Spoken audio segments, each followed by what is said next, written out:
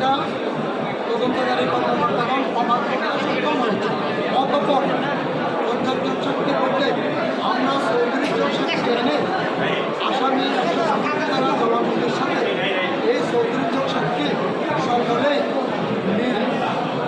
সাক্ষী মিল পাওয়া গিয়েছে।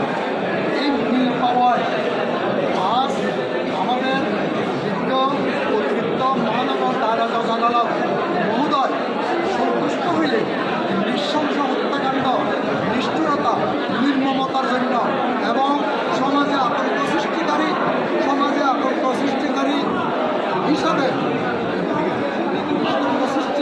হিসাবে চিহ্নিত করে এই মোহাম্মদ আমির আলীকে সর্বোচ্চ মৃত্যুদণ্ডে দণ্ডিত করেছেন এবং 201 মধ্যে 5 বছরের সশ্রম কারাদণ্ড দিয়েছেন এবং 1 লক্ষ টাকা অর্থদণ্ড করেছেন এবং অনাদায়ী আরও 1 বছর বিলেসিয়াল কারাদণ্ড দণ্ডিত করেছেন এবং এই টাকা রাষ্ট্রকে আদায় করে ভিকটিমের পরিবারকে প্রদানের নির্দেশ প্রদান করেছেন।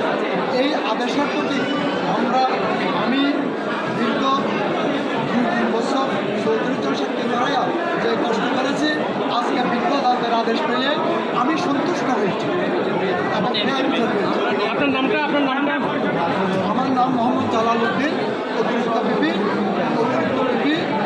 ষষ্ঠ অতিরিক্ত মহানগর মহারাজ। আমার সাথে আমার বিজ্ঞ অতিরিক্ত পিপি মোহাম্মদ হোসেন এবং তাহের এবং দিলেভাই ইয়াসমিন লাভলি, যিনি বর্তমান আমাদের বারের সভাপতি, তিনি আমার সাথে তারা সবার সহযোগিতা প্রদান করেন।